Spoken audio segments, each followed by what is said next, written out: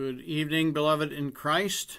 We are finally at time, and so we're going to get things rolling tonight. We are moving through the canon as it's usually situated in the English Bible. We had been looking last time at the book of Judges, and so now we are going to move on to the book of Ruth. I do want to make one important note. I don't think that I mentioned this before, but I would recommend, if you want to take a look at the book of Judges, that you take a look at this particular volume by James B. Jordan, Judges, a Practical and Theological Commentary. And it's very rich and will certainly repay close reading. So before I forgot that again, I thought I would mention it. We are going to go ahead and jump into Ruth, but before we do that, let's begin with a word of prayer. Almighty and everlasting God, who art always more ready to hear than we to pray, and art wont to give more than either we desire or deserve, pour down upon us the abundance of thy mercy, forgiving us those things whereof our conscience is afraid, and giving us those good things which we are not worthy to ask, but through the merits and mediation of Jesus Christ, thy Son, our Lord. Amen. Okay, we are going to make some initial comments. We'll do this in a kind of concentric way, I suppose, tonight. We're going to make some observations about the book of Ruth. Let's get that moved down a little bit. That are very, very overview aspects, and then we'll go into more detail as we move along.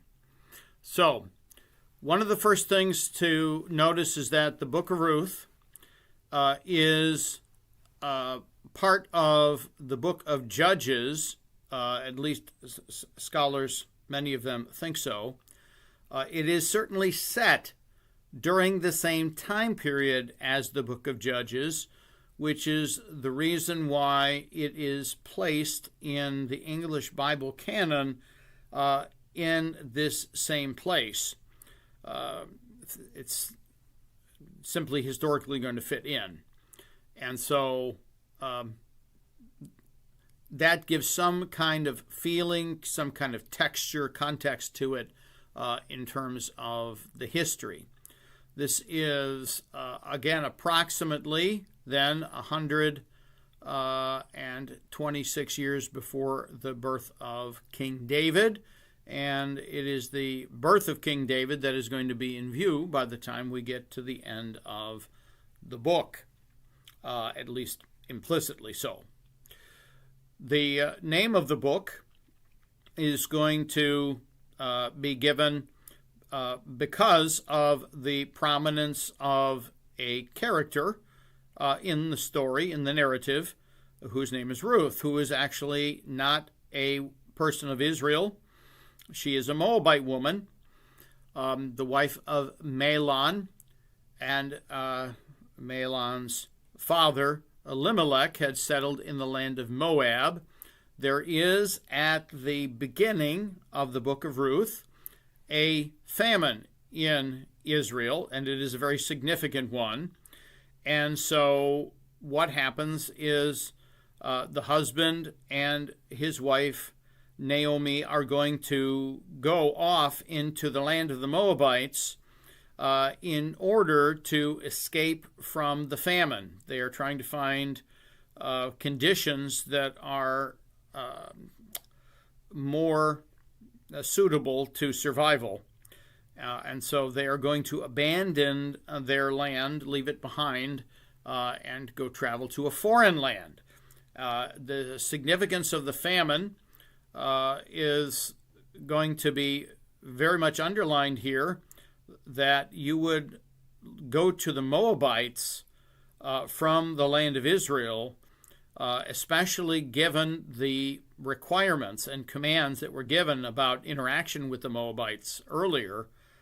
This is pretty significant stuff. They are not the Moabites. Even if they were to convert, it would take them 10 generations to be incorporated into Israel, according to the language of the earlier texts. And the Israelites are warned against them because of their religious perspectives and practices. So this is a very significant thing. But what happens is that we end up with Elimelech and Naomi and their sons, who are going to go off into exile. And their sons are going to marry Moabite women while they are in exile, which is, again, rather striking. And then we're going to have kind of a Job-type moment almost, because Elimelech is going to die, and both of their sons also are going to die. And the only one who is going to be left is Naomi and her two daughters-in-law. And so Naomi is going to tell her two daughters-in-law to go back, to return. There's an interesting series of plays on words with that, and we'll come back to it. One of those, who will be the heroine of the story, whose name is Ruth, is going to refuse and is going to go back with Naomi to Bethlehem, where they started. Now, one of the things to notice right away is that there is some irony, again, against the backdrop of God's sovereignty, we have to say. Bethlehem is the house of bread. And so there is no bread. It is a famine that causes them to leave. And then they are going to hear that the famine has broken and that there are again the various fields of grain that are being harvested in the land, and that things are returning to normal. And so they are going to return, or at least Naomi's going to return. Ruth is going to insist on going with her, even though she is told that she should remain. So, when they come back, they're in a very poor state. We have to remember that in the ancient world, the social support structure for a family is oriented around the husband's ability to provide, and then the ability of the children, especially the male children, to provide for their parents in old age. Now Naomi has no husband. Now she has no sons. Who is going to provide for her? She is going to be in a very, very difficult position. She is going to be poor, and she's going to be a widow, and that's bad enough. And then coming along with her is Ruth. So we have poverty and her being a widow also, and then also being a foreigner. So that's the perfect trifecta of things that are not looking good. So they return to the land of Bethlehem, and they are going to try to see what they can do, what God is going to do to provide for them in order that they are going to survive. There is going to be some provision for them in the Mosaic law. In Leviticus chapter 19, especially verses 9 and 10, and then also in the book of Deuteronomy 24:19.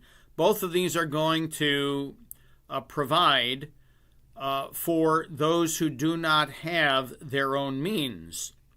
So there are actually three categories of people who are going to benefit from a policy that God sets down that the edges of each of the fields are to be left unharvested at harvest time.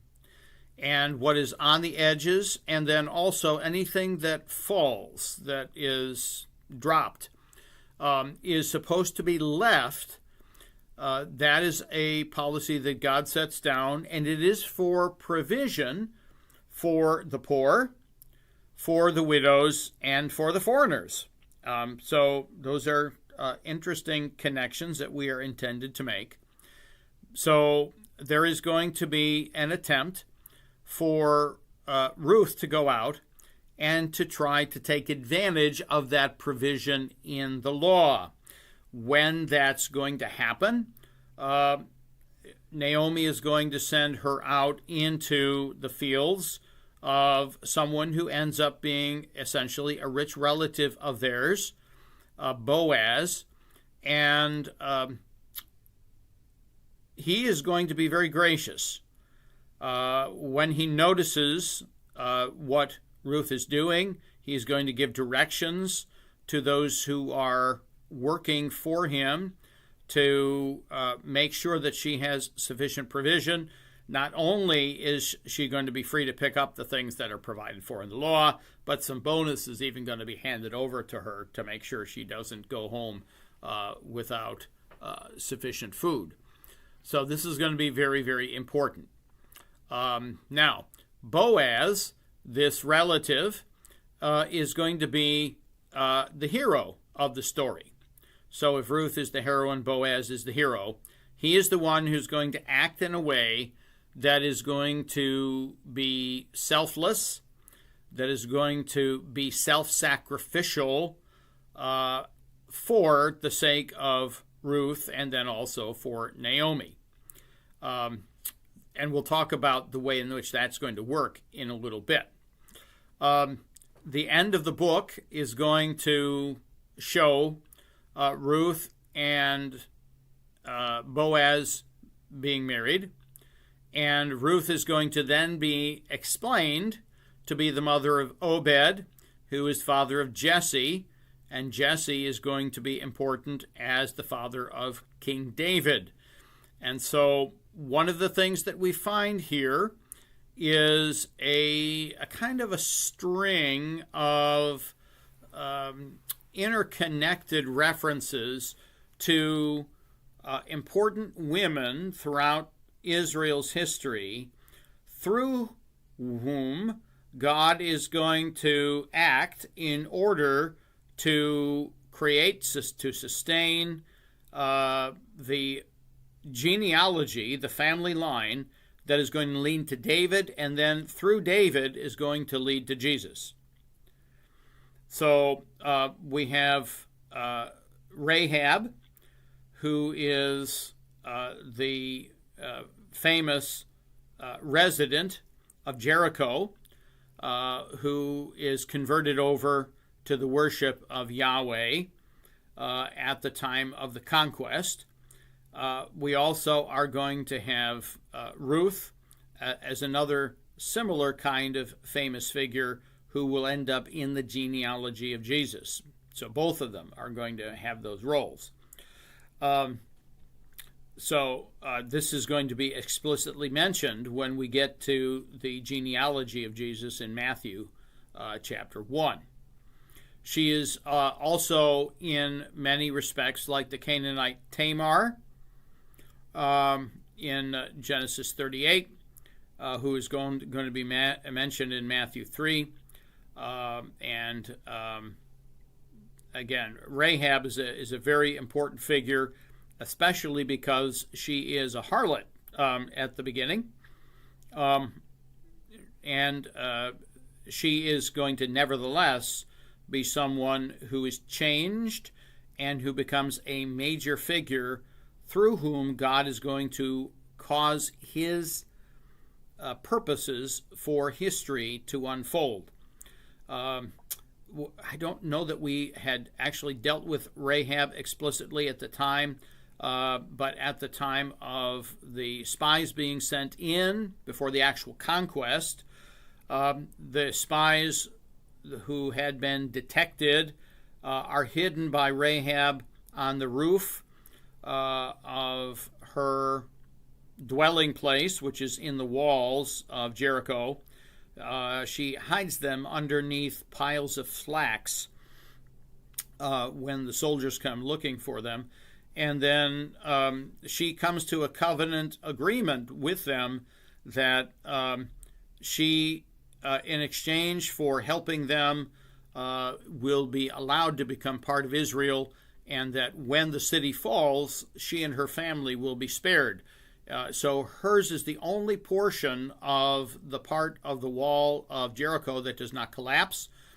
And the sign for where she is located is going to be a significant type, we can say, pointing forward to Jesus. Rahab is going to have this red or this crimson cord that is going to hang from her window to mark it. This idea of this cord is going to point to the blood of Christ as that which is the means of her protection.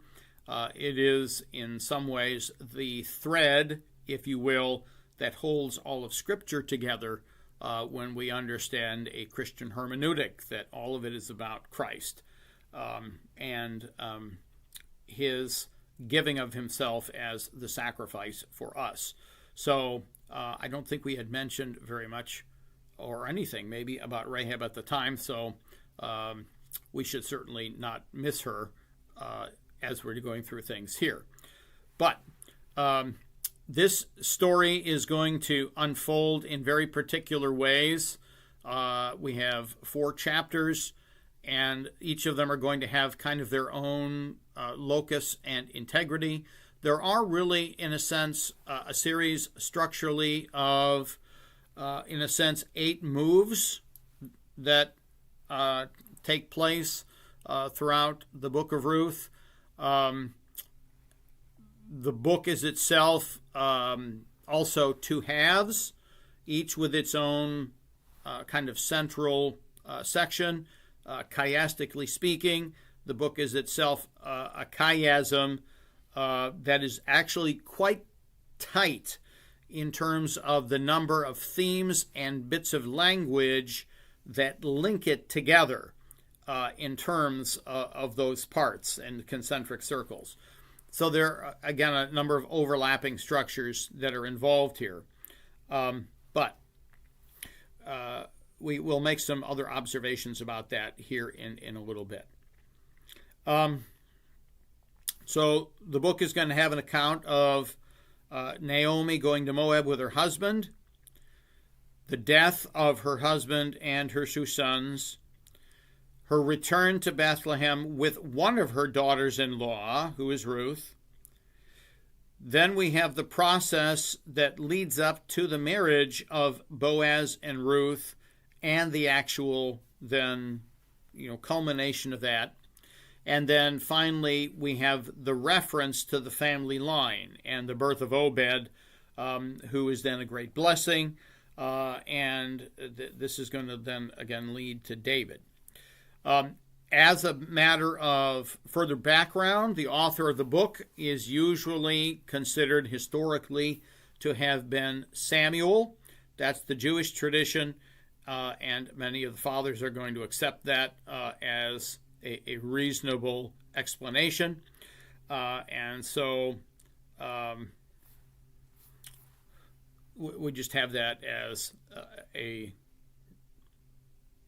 reasonable hypothesis. So Samuel Sandmel is an example of a Hebrew scholar who's going to say the following. He says, ancient rabbinic speculations believed Samuel to have been the author of Ruth. A respectable number of modern scholars, though not accepting Samuel as the author, believe Ruth was written in the pre-exilic period. Boy, there's a concession. Such a view tends to regard the book as a reliable history.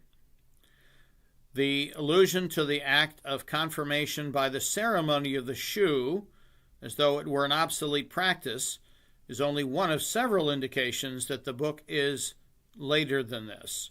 Another is the fact that Ruth is found in Hebrew Bibles in the Hagiographa. Well, both of those things, I think we have good reasons to suggest that these are not definitive characteristics. We will come back to the whole business of the sandal ceremony here in a little bit, because it is also very, very important, and it's going to carry a lot of weight, and is going to bring a lot out in terms of the meaning of this particular narrative. So,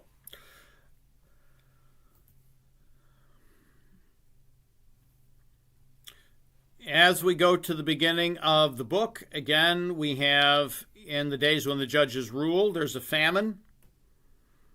We have the details of the sons, Mahlon and Chilion, and these are interesting names for sons because, as you are aware, I think, the names always have some kind of meaning to them. They're not simply random syllables that kind of sound nice.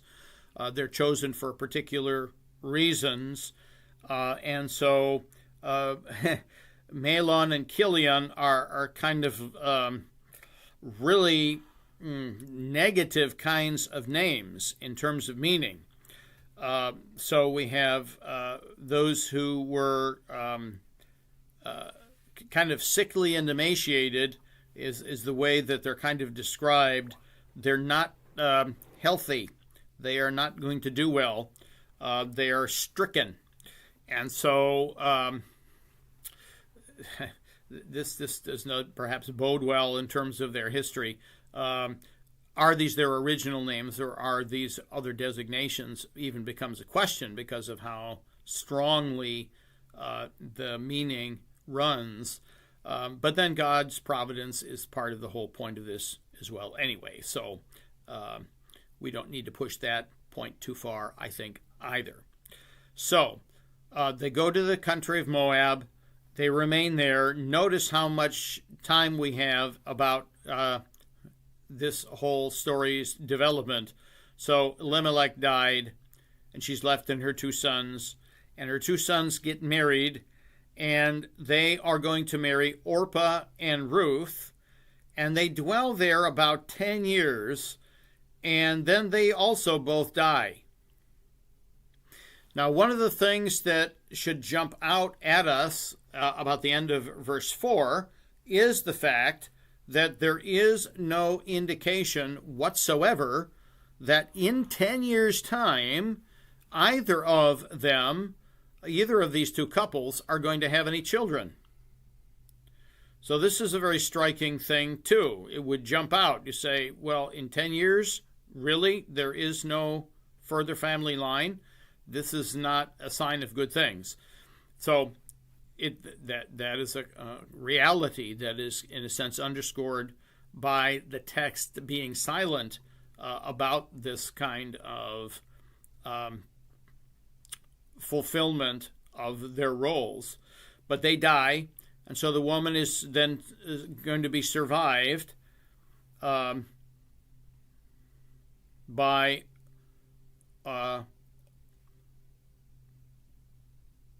only the daughters-in-law. We have only the daughters-in-law and the mother. So she's going to then return, for she had then, in the meantime, heard that the Lord had visited his people by giving them bread. Okay? They come from the house of bread, from Bethlehem, which has no bread, and now God is giving them bread. The Lord is providing, and they are going to go back. And she is going to encourage them to go, to return, each to her mother's house. This word return is very prominent in the first chapter, and it is used a total of 12 times, which is a very emphatic kind of thing.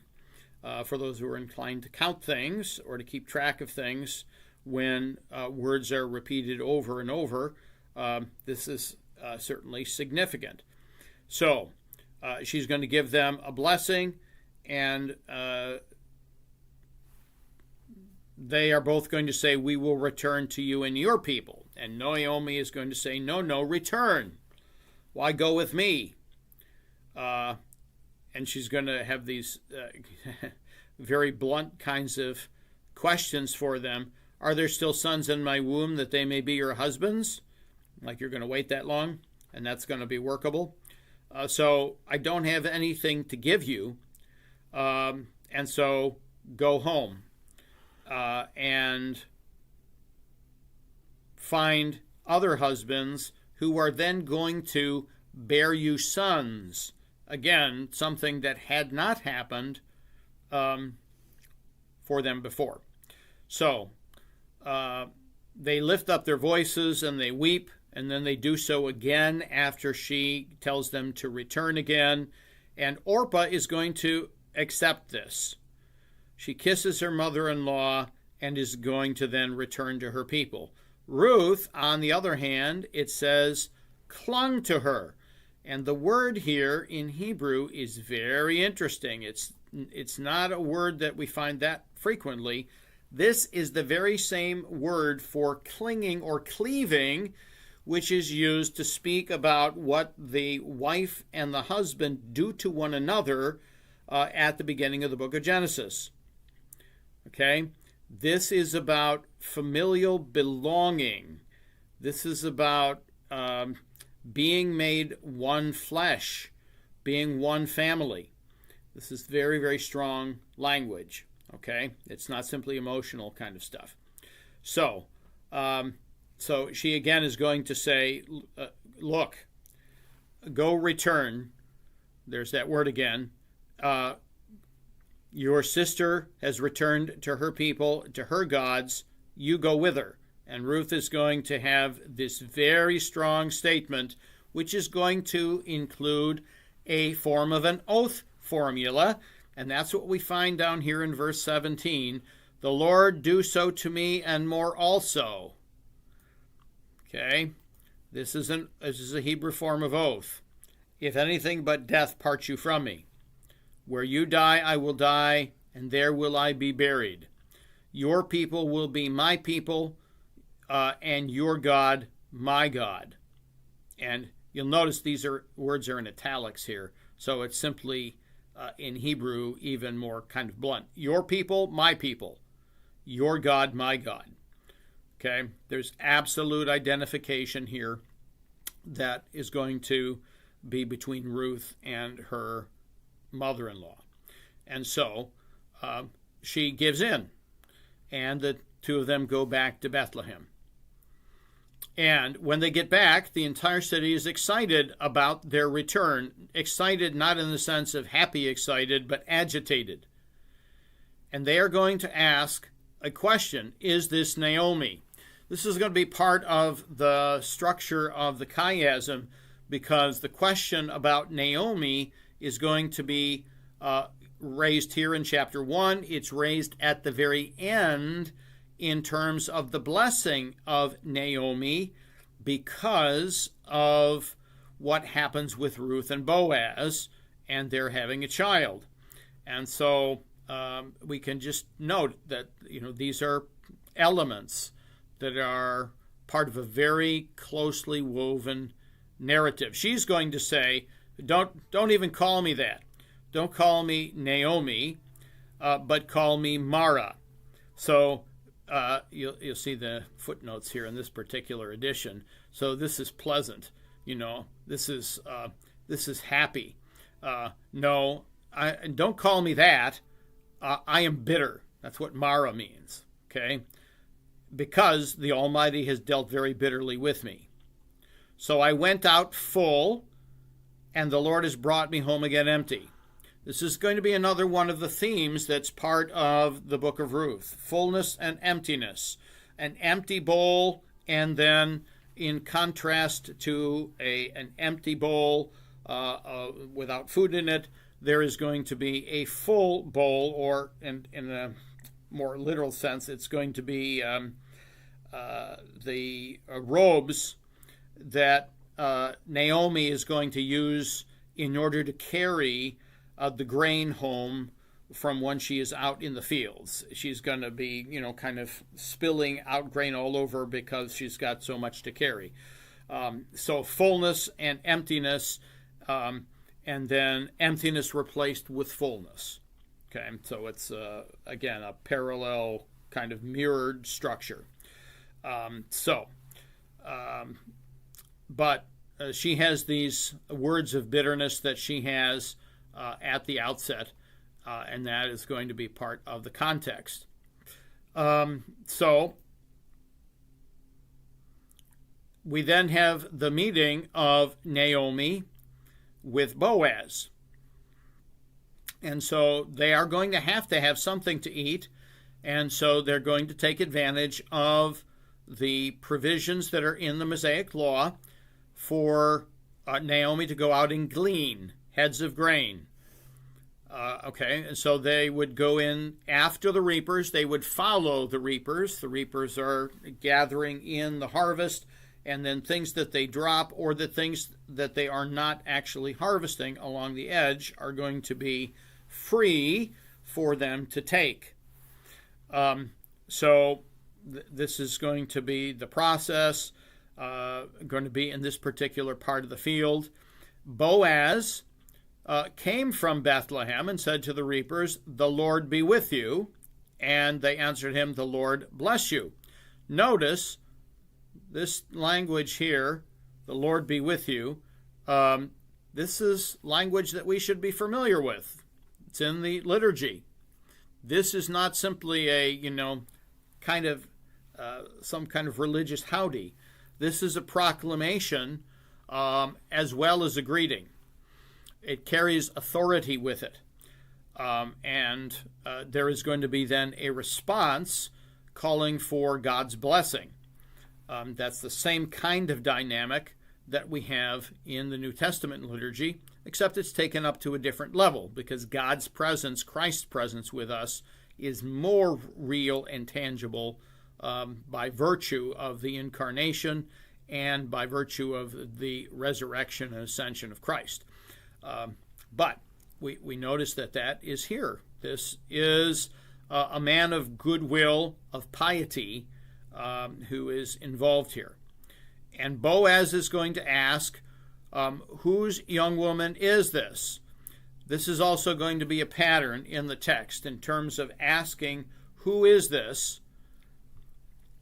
This happens here. It happens again later when Ruth is going to have an opportunity to speak to Boaz on the in the night time, in the place where they are going to bring the grain to be processed. So he's told who it is, that this is the Moabite woman who came back with Naomi, and she is going to have a request. Not that she should have to, but she is going to be respectful, and he is going to say, by all means. In fact, don't go to somebody else's field. Stay close by my young women. Okay? And they are going to provide for you. And have I not commanded the young men not to touch you? He's going to be very careful about that. When you are thirsty, go to the vessels and drink from that which the young men have drawn. This should jump out at us. Why should it jump out? Because this whole business of drawing water for someone who is in need, who is a young person, is part of a narrative pattern in the text that we've seen before. Usually it's associated with wells. Now the well is not mentioned here, but where did they get the water from? They got it. It was drawn from a well. Here, it is going to be Boaz who is going to have his servants, his young men, who are going to draw water and provide it for her. This is going to send up all kinds of little signs that something of an engagement kind of dynamic is about to take place. Okay, this is a hint of something that's coming. You start to get very suspicious, or you should be getting suspicious.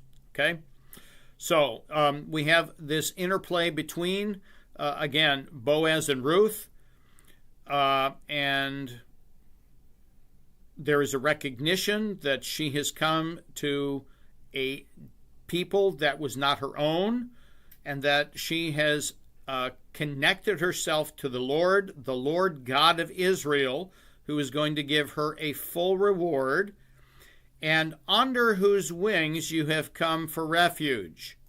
Now, this business of wings, this is another place where there is some language that's used in Ruth that is part of the chiastic structure, and it should jump out at us.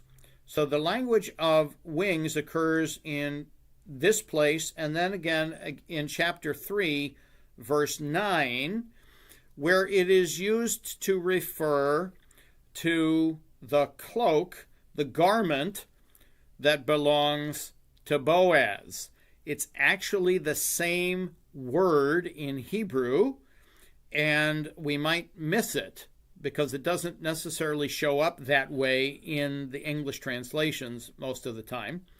But we don't want to miss it because it would be very transparent in the original language. We want to put a pin in that for just a moment. This business of coming under God's wings for refuge, that this is the blessing that is pronounced by Boaz upon her. Okay? And this is going to give comfort to her. He is going to provide bread and sour wine and all of that with parched grain. She's going to keep some back. She's going to take some home for her mother. And she goes until evening, and all of this is taking place. And she goes home and she tells her mother-in-law what has happened. And Naomi is going to bless the Lord because he has not forsaken his kindness to the living and to the dead. Again, the living and the dead, this is going to be, again, a hint of other things that are going to be more explicit. They're going to be unpacked here further in just a little bit. So this man is a relation, a close relative of ours, one of our close relatives, and that is important for some very good reasons, which we will come back to here momentarily. So she's going to say, okay, this is really a wonderful development. You are going to pay very careful attention to him. You stick by Boaz. Okay? So, she is to wash herself, anoint herself, put on her best garment, go down to the threshing floor. But then she says, do not make yourself known to the man until after he has finished eating and drinking. Then it shall be when he lies down, you will notice the place where he lies. You will go in and uncover his feet and lie down, and he will tell you what you should do. And she says, okay, everything you tell me, that's what I'm going to do. Now, all of this is incredibly important. It might seem very strange. You're going to kind of sneak up on him, and when he's asleep, you're going to uncover his feet. Who does this? This is very odd. It has to do with customs that are in place at the time. And these are customs that go very far back, and they're going to be customs that are going to move very far forward in time in terms of their significance, as we're going to see. So, this is what she does. Boaz is going to be at the end of the next day, eating and drinking. His heart is cheerful.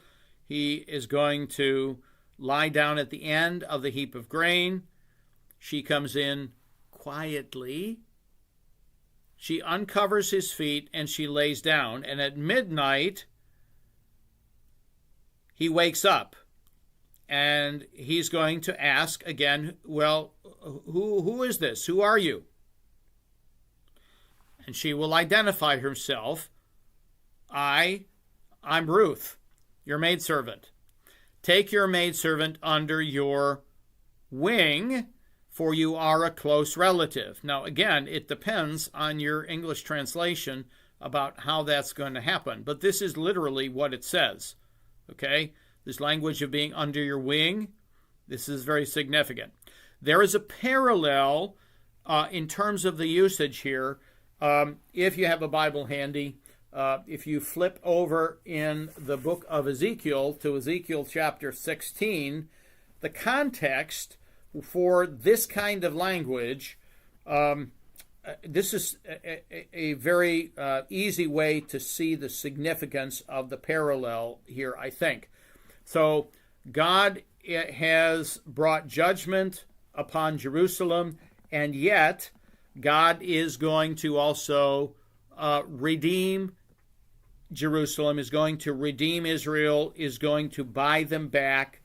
And you are struggling in your own blood, and God says, I'm going to bring you back to life. Okay? So if you go to chapter 16, start verse 8. When I passed by you again and looked upon you, indeed, your time was the time of love. And so I spread my wing over you, and I covered your nakedness. Yes, I swore an oath to you, and entered into a covenant with you, and you became mine, says the Lord God. Then I washed you in water, and washed off your blood, and anointed you with oil, and clothed you in embroidered cloth, gave you sandals, and clothed you with fine linen, and covered you with silk, adorned you with ornaments, put bracelets on your wrists, a chain on your neck, a jewel. All of this, he is going to adorn Jerusalem as his bride. Okay? So this business of spreading the wing is going to end up being very significant. Now, the wing of the garment, we can talk about that in several different kinds of expressions that they're going to come up. But they're going to take the end of her garment, and she moves it off of his feet. There is, as part of the engagement ceremony, the spreading of the wing of the garment over the one to whom one is going to become engaged. Remember, she's told to do this by her mother-in-law, and she does it, and she makes a request that he would put her under his wing because you are a close relative. Now, the close relative part, we'll come back to that in just a second. But she is essentially taking the initiative and asking him to propose marriage to her. That is what is going on. He is not going to say no. Now, in verse 11, I will do for you all that you request, for all the people of my town know that you are a virtuous woman, which is a very interesting kind of an assessment, because, in fact, how long has he known her? He is going on the basis of what he has seen so far in terms of her diligence and so forth, but also on the basis of what is known about her mother-in-law, perhaps. But this is a very striking kind of a comment. Is this also a kind of supernatural insight on his part? That becomes another question. Now he will say, it's true, I I am a close relative. However, there's a relative who is closer than I. Okay. So stay this night, and in the morning, that it shall be that if he, that is the relative who's closer than I am, will perform the duty of a close relative for you, good, let him do it. But if he does not agree to perform that duty, then I will. And he takes an oath. I will perform it for you as the Lord lives. Okay? Now, what is this whole business of a close relative? This is not really an adequate translation. The word that is used here in Hebrew is a very particular word. It's the word goel. There is not a word in English that is a sufficient translation of what this word involves. There has been some long scholarly debate about the best way to try to render it into English. One of the major scholars on this particular book, the Book of Ruth, who has a commentary in the New International Commentary on the Old Testament, makes a very clear and articulate case for rendering it with a hyphenated translation using two words with a hyphen in the middle to try to capture it as best as we can. And he gives it as kinsman redeemer. And that's a very good, very effective way to do this. This is a specific role that is connected to a command again in the Mosaic Law. When a man is married and he dies without having any children, it is not desirable that his family line should be cut off, and therefore there is the role of the goel. The goel will involve the closest male relative serving as a surrogate for the deceased husband by marrying the widow and raising up children for her. When that happens, and this is the stipulation, that when there are children that are raised up, those children are considered to legally be the children of the dead man.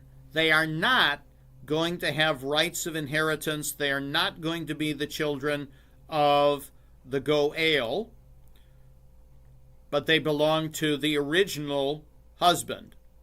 Okay, in a sense. Again, so that his name is not cut off. This is going to also mean, because the rights of inheritance don't go along with it, that the role of goel is going to be very difficult. It is going to be very sacrificial.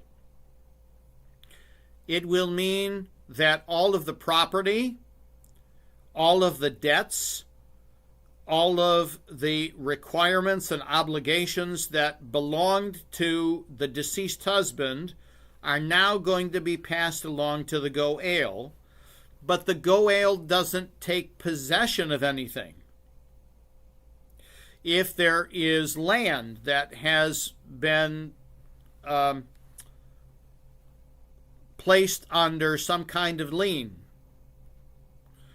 if it's heavily mortgaged, however you want to say that, then that has to be rescued. But it isn't rescued in such a way as the goel becomes the owner. That stays with the wife. It is her original husband's, and it is then also hers, and it will be passed down to their children, who will be considered the children of the original husband. But the goel gets nothing. He has all of the costs, all of the headaches, all of the requirements, the obligations, and he gets none of the benefits that you would think would be significant from that. Okay? This is a very significant role. Okay? This is also referred to, by the way, in the New Testament when we have the Sadducees, you remember, come to Jesus, and they, of course, they don't believe in the resurrection, and so they're trying to come up with, situations that are presenting scenarios that are difficult and onerous, and they're trying to embarrass Jesus and shame him in public so that they can be exalted. And they have this question, you remember, about the woman whose husband dies, and then the brother marries her, and then he dies, and she goes through 7 husbands, right? And in the resurrection, whose, wife will she be? All of that whole thing. Okay, this is connected to this very same kind of scenario. Okay.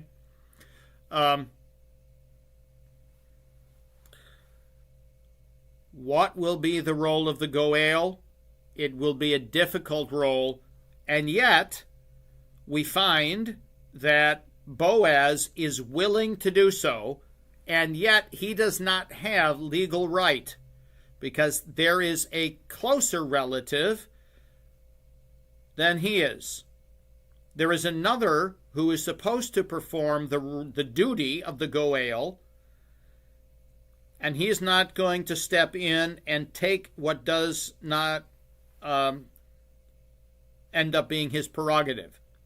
Okay, so that's very important. So, all of this is going to take place. There's all going to be set up in terms of the scenario. And so then we have chapter 4. And so they go to the gate. The gate in the ancient world is the place for justice. This is where the courts sit. They don't have a court building. Court cases are heard in the gate. And so we will have everything adjudicated there. Everything is going to be made legal and official. And so we have the Goel, of whom Boaz had spoken. He is going to come by. He's going to arrive. And Boaz is going to say, come aside and sit down. And they're going to make him nice and comfortable. And they're going to explain things to him. And at the very beginning, he is going to say, well, I will redeem it. So we have that which belonged to our brother Elimelech, and it needs redeeming, and will you redeem it? Boaz is going to clarify things for him. On the day you buy the field from the hand of Naomi, you must also buy it from Ruth the Moabitess, the wife of the dead, to perpetuate the name of the dead through his inheritance. Now, he thought this was just going to be to take it from a widow. This is not what is going to happen, and we have this business of raising it up, okay? To raise up the name of the dead through his inheritance. It's an interesting bit of language there, raising up the dead, right?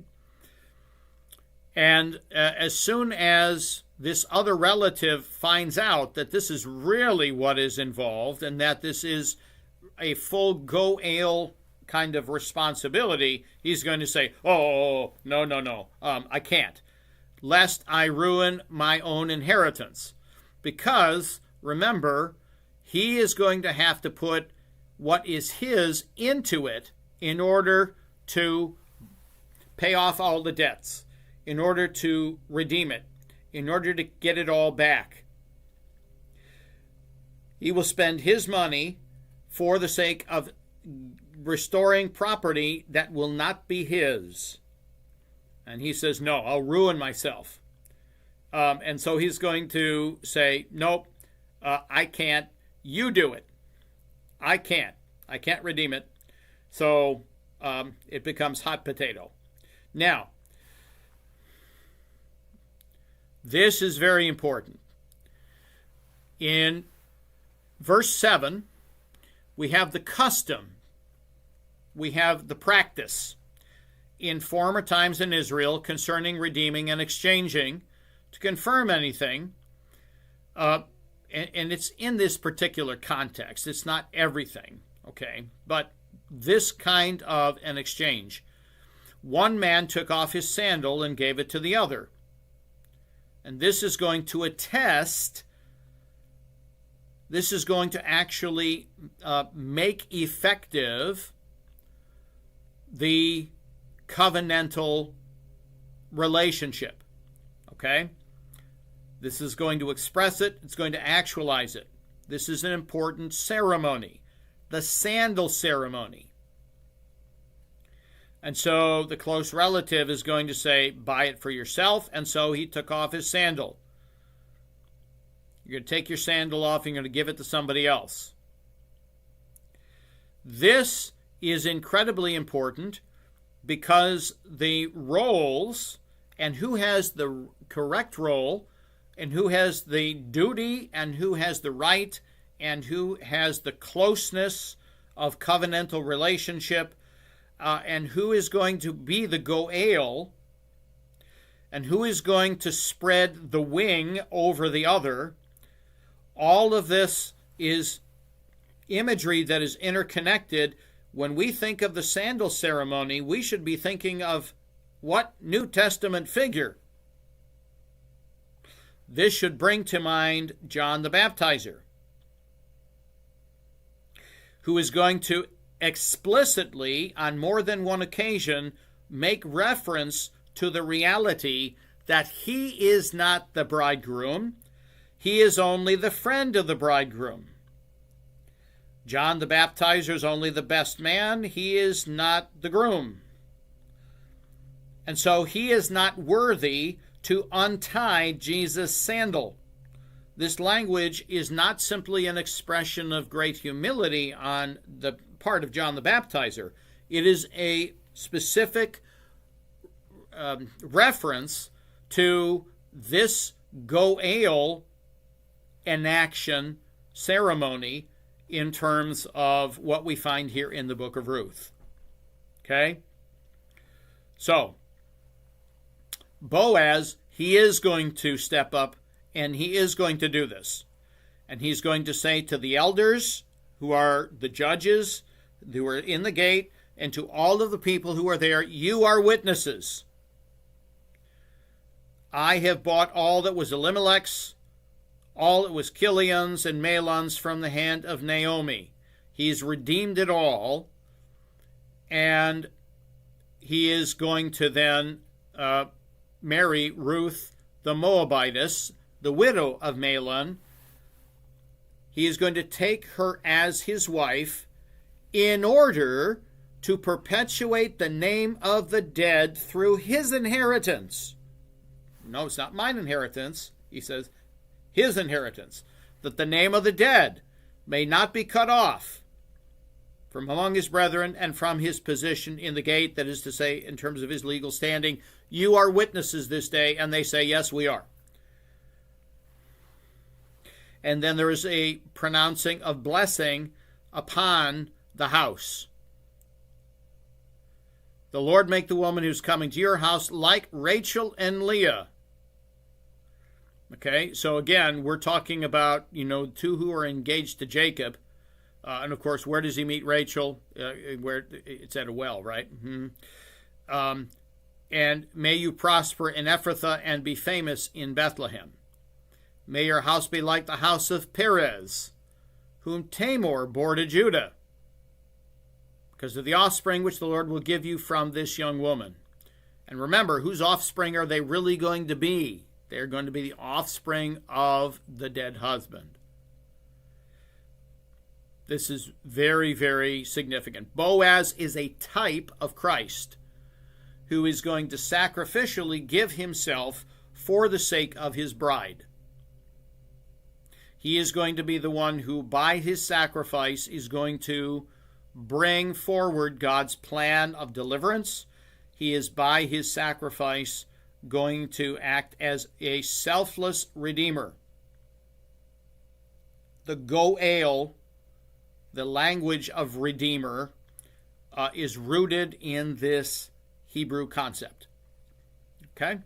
So, Boaz took Ruth. She became his wife.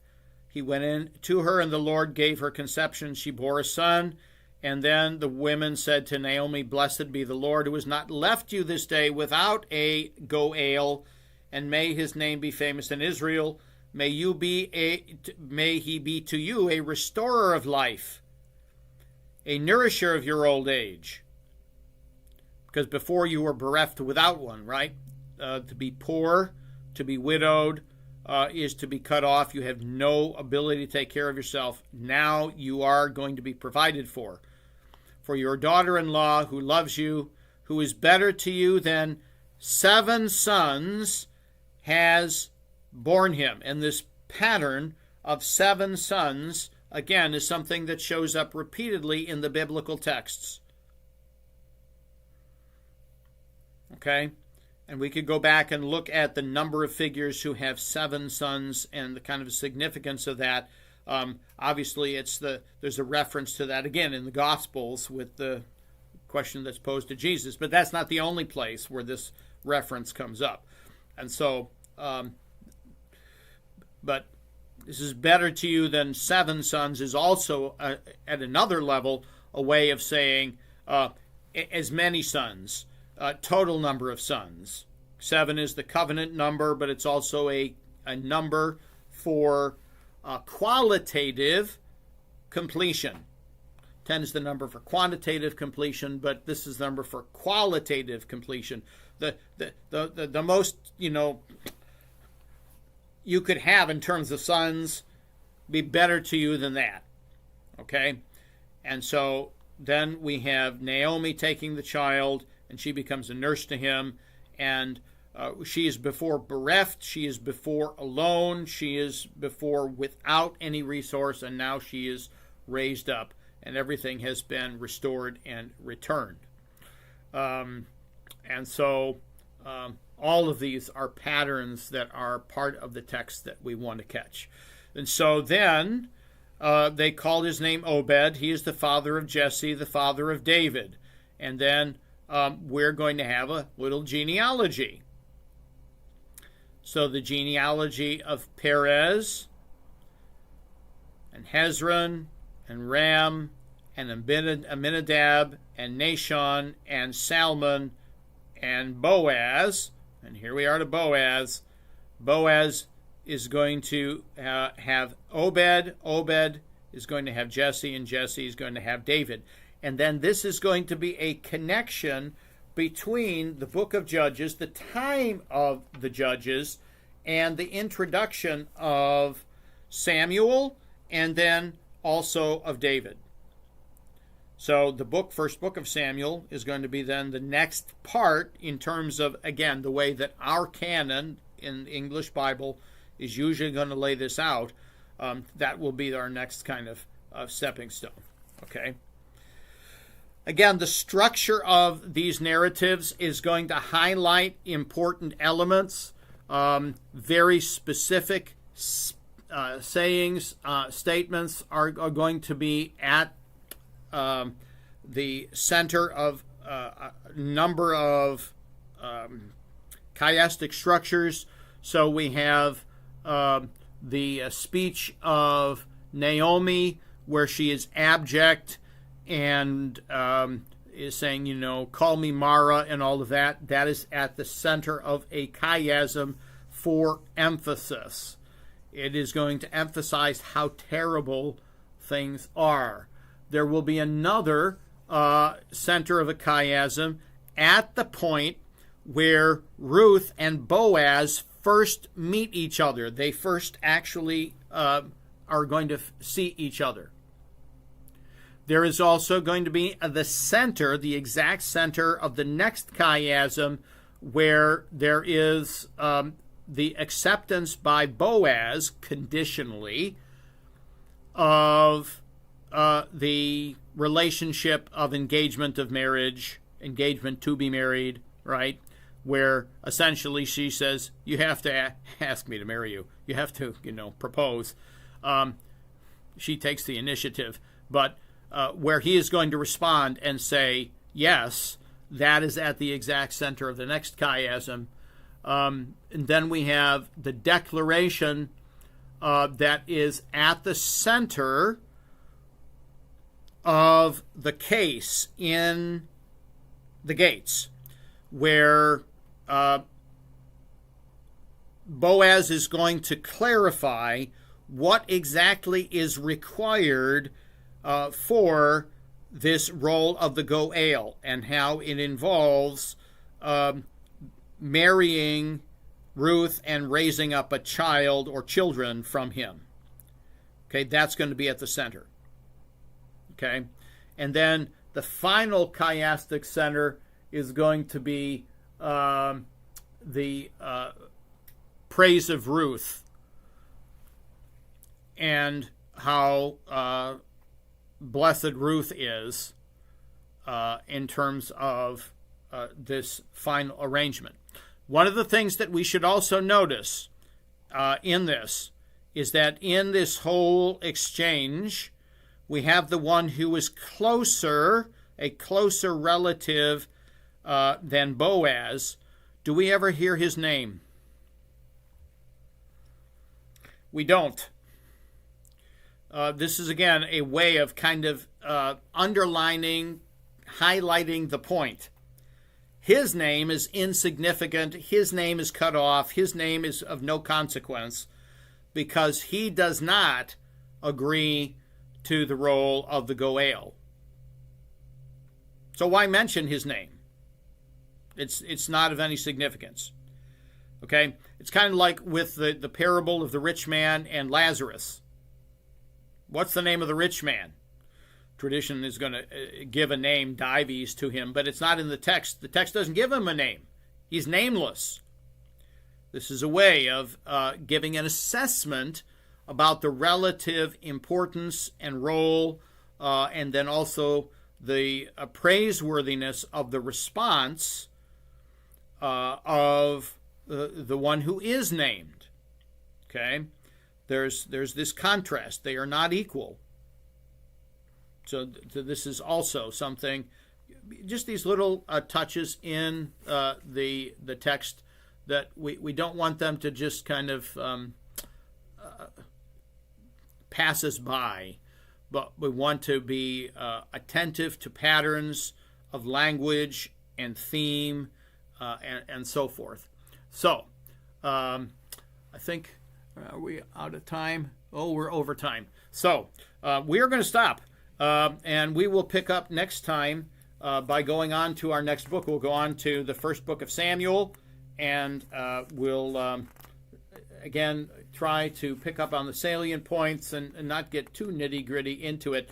But Ruth was so important in terms of some of these details, in terms of salvation history, that I think it was important to look more specifically at some of the language and the verses. So we'll close with a word of prayer, and we will be done for tonight.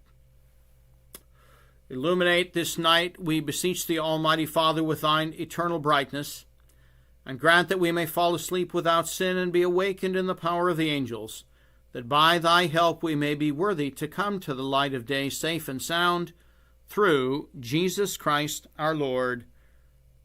Amen. Thank you, everybody. God bless you, and we will see you next week.